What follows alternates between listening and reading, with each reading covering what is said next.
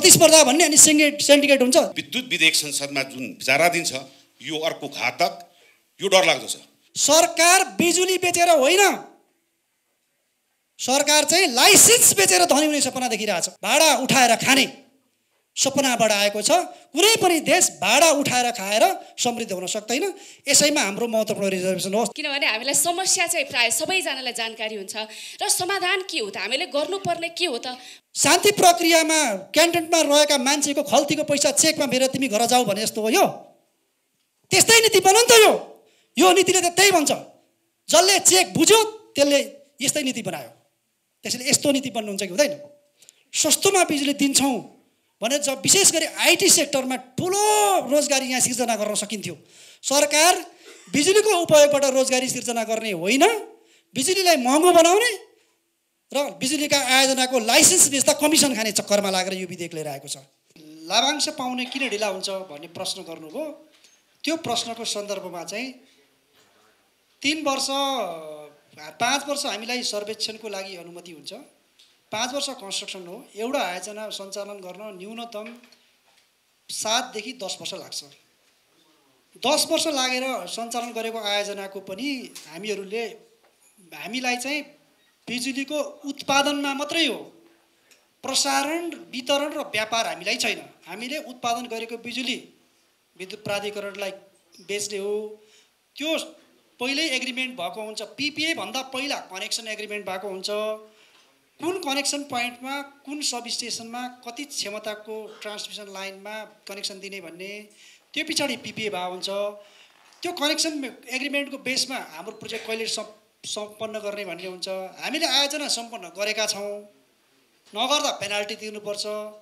हाम्रो पिपिएको दर पनि घट्छ।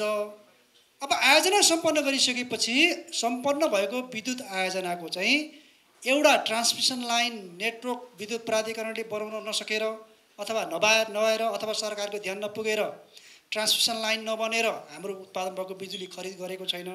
हाम्रो बिजुली नै बिक्री नभएपछि हामीले डिभिडेन्ड दिन सक्ने क्षमतै भएन, पहिलो कुरा। दोस्रो कुरा छोटोमै ट्रान्समिसन लाइन पुगिसकेका हकमा पनि नेपाल अहिले हाम्रो के छ भने इन्स्टल क्यापासिटी अघि भने 2900 मेगावाट जति छ। हाम्रो डिमान्ड 1800 मेगावाट जति छ। 1100 मेगावाट हाम्रो आजका दिनमा पनि इन्स्टल क्यापासिटीको बेसमा हेर्ने भने बढी छ इनर्जी। अब बर्खायाम सुरु भएपछि 2900-3000 मेगावाट बिजुली उत्पादन हुन्छ। 1800-1700 मेगावाट हो बेस। फेरि बेस लोड त 1400 हो भनेपछि 1400 मेगावाट बिजुली बढी हुन्छ। अब 400-500 मेगावाट बिजुली हामीले बेचे हो, 700-800 मेगावाट बिजुली बेच्न सक्ने स्थिति छैन। अनि विद्युत प्राधिकरणले के गर्छ भने पिपिएमा भएको एउटा चाहिँ सिस्टम अपरेटरले इन्स्ट्रक्सन दिन सक्ने प्रावधानलाई युज गरेर, त्यसको दुरुपयोग, युज होइन मिसयुज गरेर तपाईँको आयोजना 25 मेगावाट आउन 8 मेगावाटमा चलाउनुहोस्, तपाईँको 5 मेगावाट आउन 2 मा चलाउनुहोस्, तपाईँको 50 मेगावाट 20 मा चलाउनुहोस् भन्छ। चलाउनु भने काटिदिन्छ लाइन। अनि हामीले भने जति उत्पादन गर्न पाउँदैनौँ बर्खाको बेलामा भनेपछि हामीले उत्पादन गरेको बिजुली बिक्री गर्न नपाएर चाहिँ बिजुली बिक्री गर्न नसकेपछि हाम्रो आम्दानी हुन सकेन। आम्दानी हुन नसकेपछि हामीले वितरण गर्न नसकेको हो नाफा। त्यसैले यो कुरालाई नबुझेर चाहिँ अरू हिसाबले इन्टरप्रेट गर्नेहरूका लागि चाहिँ मेरो प्रश्नको जवाब चाहिँ के हो भने फेरि महालेखा परीक्षकै प्रतिवेदन पढ्नुहोस् भन्छु। हस्, धन्यवाद।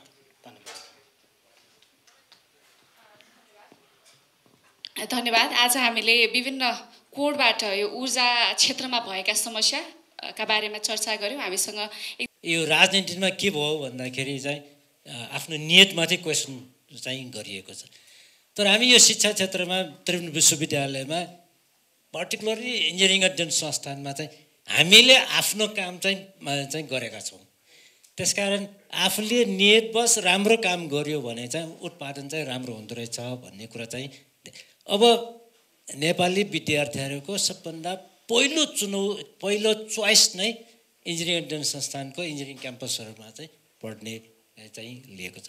अब सन्दर्भ आज चाहिँ यो ऊर्जा नीतिको सन्दर्भ भएकोले यो अब विचाराधीन अवस्थामा रहेको ऊर्जा विधेयकको सम्बन्धमा पनि यहाँ कुरा उठेको छ। विशेष गरी सरसर्ती हेर्दा चाहिँ यो ऊर्जा नीतिले नेपाली उत्पादकहरूलाई चाहिँ हतोत्साही बनाएको छ एउटा। अर्को चाहिँ अब निर्यातमुखी भनिएको छ 10 वर्षमा 10,000 मेगावाट भनेर सम्झौता गरिएको छ। त्यो सम्झौता वास्तवमा हाम्रो छिमेकी देश भारतलाई 10,000 मेगावाट उसले खरिद गर्दैमा उसको केही कायापलट हुनेवाला छैन। उसको लाखौँ मेगावाट चाहिँ उसको चाहिँ रिक्वायरमेन्ट छ। हाम्रो 10,000 मेगावाट उसको ग्रिडमा गएर केही पनि कन्ट्रिब्युसन हुँदैन। तर उसको नीति के छ? नेपालको ऊर्जा चाहिँ किन्ने नीति के हो? उसको इन्ट्रेस्ट भन्दाखेरि ऊर्जामा भन्दा पनि उसको पानीमा चाहिँ इन्ट्रेस्ट हो। यो कुरा हामीले बुझ्नुपर्छ। वास्तव फेरि पनि रेगुलेसनको कुराहरू, त्यहाँ स्टोरेज पावर प्लान्टको कुराहरू, यो चाहिँ के हो? उसलाई आवश्यक पानी आवश्यक भएको कुन बेला आवश्यक हुन्छ त्यो अनुसार रेगुलेट गर्ने गरी चाहिँ उसले चाहिँ हाइड्रो पावर बनाउने खालको चाहिँ नीति आएको छ। र त्यसकारण पनि हामीले वास्तवमा निर्यातमुखी बिजुली उत्पादन भन्दा पनि यो चाहिँ डोमेस्टिक उत्पादन भनेको भ्यालु एडेड रूपमा चाहिँ विकास गर्नुपर्छ। त्यसपछि मात्र चाहिँ हाम्रो विकास सम्भव छ।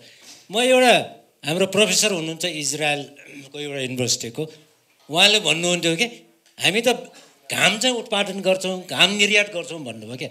सिधै वास्तवमा चाहिँ अब सोलर इनर्जी उत्पादन गरेर उहाँहरूले चाहिँ निर्यात गरेको त होइन, त्यसलाई सोलर इनर्जीलाई चाहिँ प्रोडक्टिभ वेमा युज गरेर त्यसलाई भ्यालु एड गरेको। जनशक्तिको कुरामा अलिकति मैले फोकस गरेँ डाक्टर साहब। अब डिन पनि हुनुहुन्छ होइन, अहिले पनि अब हामीले ठुल्ठुला आयोजनाहरूमा अलिकति कन्सल्टेन्ट विदेशबाट पनि हायर गर्न परिरहेको छ।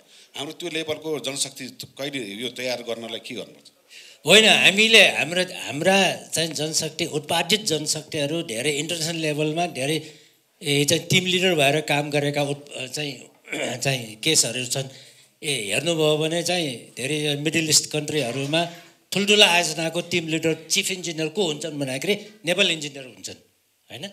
तर हाम्रो यो चाहिँ यो सार्वजनिक खरिद ऐन नियमावली र यसरी बनाउँछौँ कि त्यहाँ चाहिँ फेरि चाहिँ विदेशी इन्जिनियर चाहिँ फेरि चाहिँ विज्ञको रूपमा आउनुपर्ने खालको। किनभने यो अब दात्री निकायबाट उसको तपाईको त नेपालको सरकारी सेवामा लामो अनुभव पनि छ।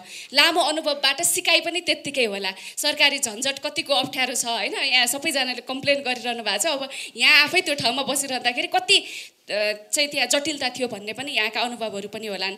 अब यो अहिले नेपालमा चाहिँ नेपालको संविधानले ऊर्जा सम्बन्धी अधिकार तिनै तहलाई दिएको अवस्था छ र तिनै तहको कुरा गर्दै गर्दाखेरि स्थानीय तह जुन चाहिँ जनताको घर दैलोमा जोडिएको सरकार भनेर हामी चिन्छौँ र बढी चाहिँ जनताको दैनिकीसँग जोडिएको सरकारको रूपमा परिचित छ, ऊ चाहिँ पावरफुल पनि छ। तर यो संविधानले दिए तापनि हामीले छलफल गर्नुपर्ने एउटा विषय के बनेको छ भनेदेखि यो उच्च प्राविधिक जनशक्ति आवश्यक पर्ने ऊर्जा क्षेत्र स्थानीय तहमा अधिकार दिएको छ संविधानले। कतै स्थानीय तहले त्यसमा झन् अहिले जुन प्रकारको व्यतिथिको चर्चा गरेका छौँ झन् व्यतिथि पो आउने हो कि यो कसरी व्यवस्थापन गर्न सकिएला, यहाँले कसरी हेर्नु भएको छ। र अर्को चाहिँ यहाँले मलाई भनिदिनु पर्ने कुरा चाहिँ यो सरकारी झन्झटहरू छ नि। अघि यहाँ सत्रमा बस्नुभएको सबैजना महानुभावहरूले पनि भनेर जानुभयो, एउटा कोठाबाट अर्को कोठा, मन्त्रालयबाट विभाग, कता कता दौडिँदै हाम्रो चाहिँ समय बित्छ भन्ने। कसरी हेर्नु भएको छ, कसरी छोटो गर्न सकिएला? समस्या एकातिर छ, अब समाधान के होला? हस्, धन्यवाद मान्यज्यू। पहिलो कुरो त हाम्रो संविधानले के भन्छ भन्ने विचार गर्नु पर्यो। संविधानले 3 तहमा दिएको छ। जस्तै सङ्घीय सरकारलाई अनुसूची 5 को एकल अधिकारमा जलस्रोतको संरक्षण र बहुआयामिक उपयोग सम्बन्धी नीति र मापदण्ड भनेको छ। संविधान आएको यतिका भइसक्यो, हामीले के बनायौँ त होइन। अब बहुआयामिक उपयोग भन्ने बित्तिकै अघि आएका धेरै कुरा आइसके। अघिल्लो प्यानलिस्टले, प्रश्नकर्ताले, विज्ञहरूले भनिसक्नु भएको छ। कहाँ सम्भावना छ भन्ने पहिला त बनाउनु पर्यो। हाम्रो प्रब्लम कहाँनिर आयो भने संहिता आइसकेपछि फेडरल मिनिस्ट्रीहरू, डिपार्टमेन्टहरूको, प्राइभेट एन्टरप्राइजेसहरूको भूमिका परिवर्तन भएको तर रूपान्तरण भएको।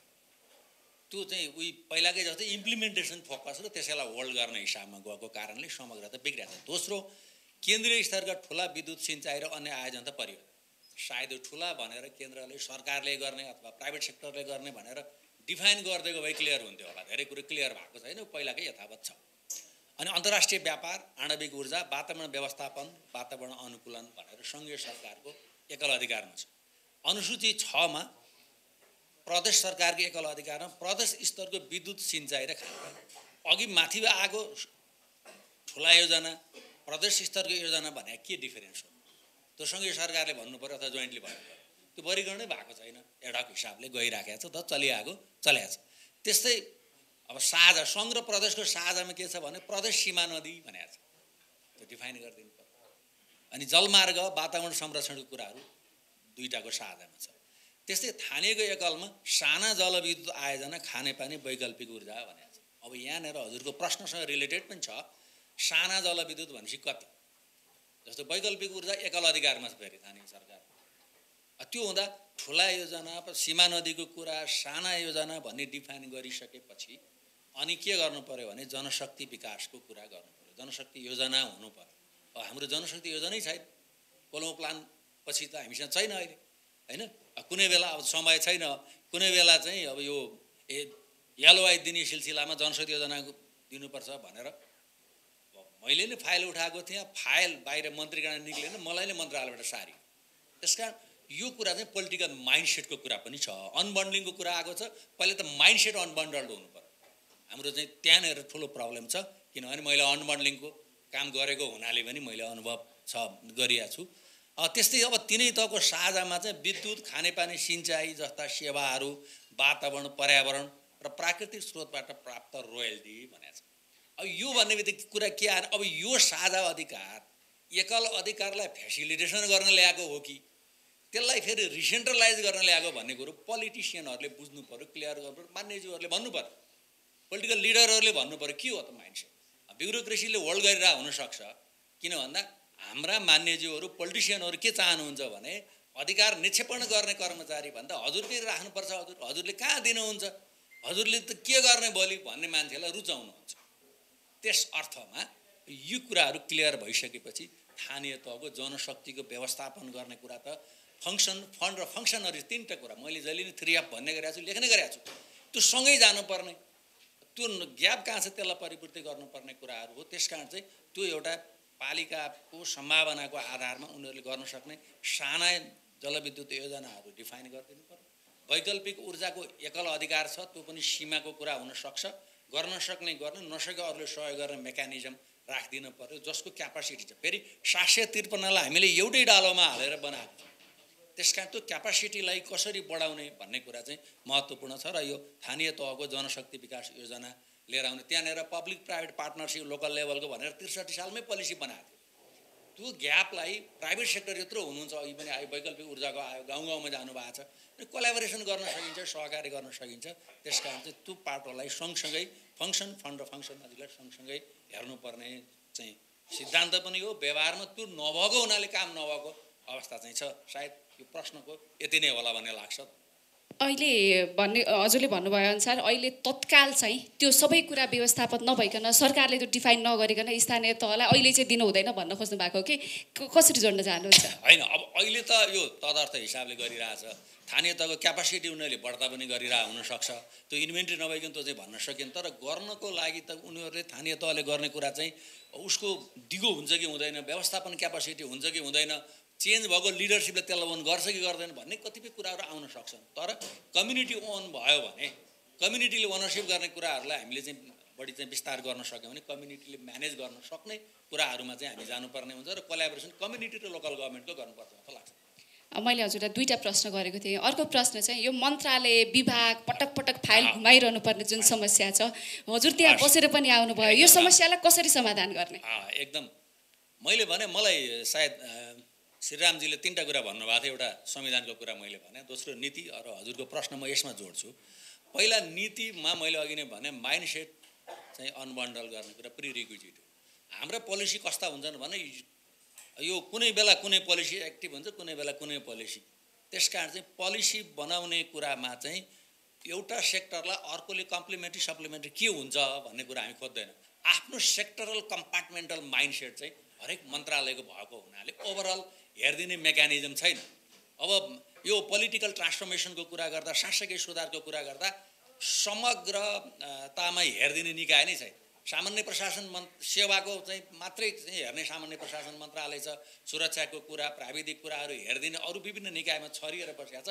कन्सोलिडेटेड हिसाबले के चाहिन्छ भने मापदण्ड बनाउने नभएको हुनाले अब विभिन्न निकायमा जाने कुरा चाहिँ कहाँनिर सुरु हुन्छ पोलिसीमा भने पहिला त एक्टिभिटी डिटेलिङ गर्नु पर्यो। अहिले हामीले ऊर्जा सेक्टरको पोलिसी बनाउँदैछौँ। अब जग्गा प्राप्त होइन, राइट अफ वे क्लियर होला, त्यसपछि चाहिँ रुख काट्ने कुराहरू होला, रुख रोप्ने कुराहरू होला होइन। इआइएले भनेको आइएले भनेको योजना कार्यान्वयन कसैले गर्दैन। वातावरणको कुरा अघि भन्नुहुन्छ कि जस्तो लागेको थियो उहाँले अर्निकोजीले, इआइए आइएमा राखेको कार्ययोजना हुन्छ, त्यो मोनिटरिङै हुँदैन। त्यो सोद्धाखेरि पनि आएन, कुनै बेला वातावरण सचिव हुँदा मागेको कसैले पनि दिएन। त्यस कारण त्यो पाटोको कुराहरू पनि छ र त्यो जब एक्टिभिटी डिटेलिङ हुन्छ र हु डज वाट क्लियर हुन्छ र त्यस टाइम फ्रेम सहित गयो भने अनि त्यसलाई चाहिँ सजिलो गर्नुपर्ने हुन्छ। यहाँ चाहिँ छरिएर रहेको सेक्टरलाई हामीले कन्सोलिडेट कसरी गर्ने भन्ने एउटा पाटो छ। अब अर्को चाहिँ के हो भने त्यो कुरालाई पोलिटिकल्ली क्लियर गरिदिनु पर्यो। पोलिटिकल्ली के भने एउटा मन्त्रालयले अर्को मन्त्रालयले कति सपोर्ट गर्छ भन्नुभन्दा आफ्नो क्षेत्राधिकार हेर्ने मान्छे कसैले हुँदैन भन्यो भने पनि त्यो जोखिमको कुरा पनि छ त्यहाँनिर, त्यसलाई चाहिँ आफ्नो क्षेत्रमा राख्ने कुरा हो। त्यसैले यो गभर्नेन्स म्याटर्स भन्ने गर्छु म। गभर्नेन्स राम्रो भइदियो भने एउटाले अर्कालाई सपोर्ट गर्ने हो। त्यो विभिन्न ठाउँमा जानुपर्ने हाम्रो डिजाइन डेफिसिट पनि छ। डिजाइन गर्ने बेलामा एकै ठाउँबाट गर्न सक्ने गरी किन सकिन्न? मैले अजरबैजानमा हेरेको थिएँ, सङ्घीय सरकारको काम चाहिँ पालिकामा एउटा कम्प्युटर राखिदिया हुँदो रहेछ, त्यहाँबाट सफ्टवेयरमा लिङ्केज गरिदियो, त्यहाँ निर्णय गर्न नसक्ने माथि पठाइदिन्छ, निर्णय गरेर पठाइदिन्छ। तर हाम्रो चाहिँ के भयो भने हाम्रो प्रविधिले पनि सपोर्ट कम गर्ने अब बिस्तारै सुरु भएको छ। अब अर्को चाहिँ के भने निकायगत छरिएर रहेको अवस्था छ। अझ भन्ने हो भने मन्त्रालय बनाउँदाखेरि सर्भिस डेलिभरी गर्ने गरी बनाइन्छ कि सत्ता भागवण्डालाई बनाइन्थ्यो भन्ने थियो नि 25 आउनुभन्दा अगाडि। त्यस अर्थमा पनि हाम्रो चाहिँ विभिन्न ठाउँमा छरिएर रहेको कारणले गर्दाखेरि र एकाउन्टेबिलिटी विक भएको कारणले विभिन्न ठाउँमा जानुपर्ने, एउटाले अर्कालाई अल्झाउने, एउटाले अर्कालाई सहजीकरण गरेको कुरा नआउने पनि छ। सबै मान्छेले अल्झाएको मात्रै छैन, हेर्दा ब्ल्याङ्केट एप्रोचमा चाहिँ हेरिन्छ। त्यस कारण चाहिँ त्यो कुरालाई हामीले कसरी हेर्नु पर्यो भने कार्यविधि सरलीकरण गरिदिनु पर्यो, एकाउन्टेबिलिटी फिक्स गरिदिनु पर्यो र सम्भव भएसम्म एकै ठाउँबाट हुने गरी one stop shop, single stop, integrated service जे भन्छौँ त्यो मोडालिटीमा चेन्ज गरिदिनु पर्ने। त्यो गरिदियो भने धेरै कुरा आउँछ। अब बाँकी कुरा त त्यसभित्र मन्त्रालयमा बस्ने मान्छेको मात्रै दोष होइन, प्राइभेट सेक्टरका पनि कमी कमजोरी होलान्। प्रतिस्पर्धाभित्रका इनिफिसियन्सी र होइन हिडन एजेन्डाहरू होला न, त्यतातिर हामी नजाउँ। यहाँ कोही एउटा सिङ्गल मात्रै मान्छेले काम नगरेर, सिङ्गल संस्थाले मात्रै काम नगरेर यो मुलुकमा यस्तो अवस्था भएको चाहिँ होइन। पड्का विधेयक पास गर्यो, 380 बिघा खाइदिने एउटा उदाहरण। त्यसै गरी अहिले विद्युत विधेयक संसदमा जुन विचाराधीन छ, यो अर्को घातक, यो डरलाग्दो छ। नेपालको निजी क्षेत्र मात्र होइन कि सरकारले पनि यो कुनै पनि आयोजना बनाउन नसक्ने गरी ड्राफ्ट गरिएको छ। यसमा मैले धेरै बहस पनि चलाइसकेको छु, त्यसमा म त्यसमा प्रमाण पनि दिन सक्छु। के भने प्रतिस्पर्धा गराउने भनेको छ, प्रतिस्पर्धा गराउने विद्युत विकास विभागले सरकारले वर्षमा कतिवटा प्रतिस्पर्धा गराउन सक्छ? प्रोजेक्टै छैन। अहिले त्यही भएको चाहिँ नि निजी क्षेत्रले 20,000 जतिको बाहिर ल्याएको छ, त्यही 20,000लाई आयोगमा राखेर त्यसमा प्रतिस्पर्धा भनेको छ। अनि प्रतिस्पर्धा कसरी हुन्छ त हामीले देखिसकेको छ। हिजो अप्पर कर्णालीको पनि प्रतिस्पर्धा भयो, अरुण थरको पनि प्रतिस्पर्धा भयो, सुपर 6को पनि प्रतिस्पर्धा भयो होइन। त्यो प्रतिस्पर्धा हुँदाखेरि एउटा पनि आयोजना अहिलेसम्म बनेन। सुपर 6को बल्ल वर्षौँ लाएर बन्यो। त्यतातिर नजाउँ, समयको कमी छ। मैले इन जेनरल मैले योबाट सुरु गरेँ। म प्रोफेसर डाक्टर त्रिरत्न बर्जाचार्यज्यूका जान चाहन्छु। उहाँ इन्जिनियरिङ अध्ययन संस्थानको पूर्व डिन हुनुहुन्छ र इन्जिनियरिङ विद्यार्थीहरू उत्पादन गर्ने हाम्रो संस्था त्रिभुवन विश्वविद्यालय नै एउटा त्यस्तो संस्था हो जसमा चाहिँ नि विद्यार्थीहरू अत्यन्त काबिल, एकदम उत्कृष्ट। उहाँहरूबाट अहिले ट्युबबाट मैले अरूलाई नि भने, मैले ट्युब यहाँ किन भनेको भने अहिले अधिकांश हाम्रो नेपाल विद्युत प्राधिकरण अन्तर्गत जति पनि जलविद्युत आयोजनाहरू छन् त्यसको त्यो प्रोजेक्ट म्यानेजर अधिकांश ट्युकै छन् होइन। प्रतिस्पर्धा भन्ने अनि सिन्डिकेट हुन्छ। त्यसैले यो अर्को कुरा। त्योभन्दा तल गएर सबभन्दा महत्त्वपूर्ण अर्को आर्थिक आधार, निःशुल्क दिने सेयर, निःशुल्क दिने विद्युत ऊर्जा, अग्रिम रूपमा एक पुष्ट बुझाउन कबुल गरेको रकम, वार्षिक किस्ता बुझाउन कबुल गरेको रकम र विद्युतको महसुल दर, यो जम्मै कुरा भएपछि लाइसेन्स पाइन्छ भनेपछि सरकार बिजुली बेचेर होइन, सरकार चाहिँ लाइसेन्स बेचेर धनी हुने सपना देखिरहेछ। अब बिजुली के हो?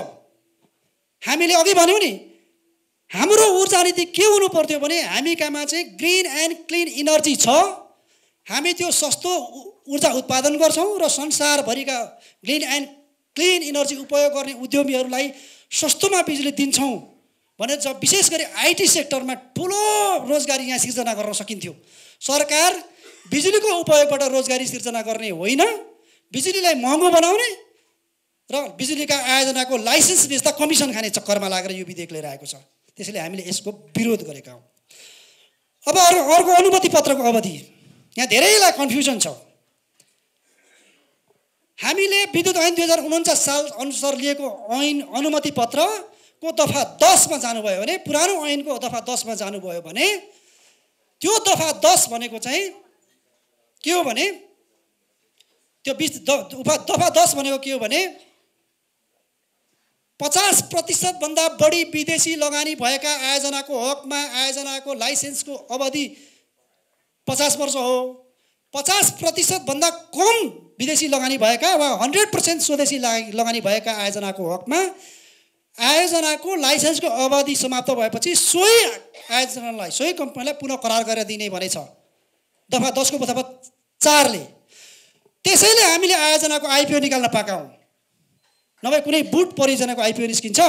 आज जनताको पैसा 10% लगानी गर भन्ने स्थानीयलाई पब्लिकको पैसा ल्याइदिने, 30 वर्ष पछाडि केही छैन भन्ने, तिम्रो लगानी सकियो भनेर जनतालाई रित्तो घर पठाउने, यो भन्नु हुन्छ कि हुँदैन? तर शान्ति प्रक्रियामा क्यान्टनमा रहेका मान्छेको खल्तीको पैसा चेकमा फेरेर तिमी घर जाऊ भने जस्तो हो यो? त्यस्तै नीति बन्यो नि त यो नीतिले त त्यही भन्छ। जसले चेक बुझ्यो त्यसले यस्तै नीति बनायो।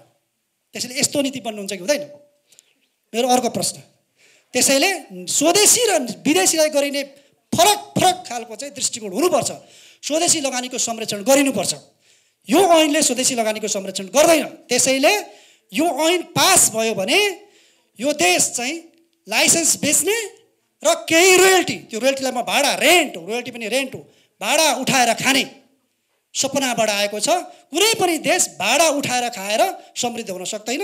यसैमा हाम्रो महत्त्वपूर्ण रिजर्भेसन होस्। धन्यवाद। धन्यवाद। म फेरि आउँछु प्रकाश सर।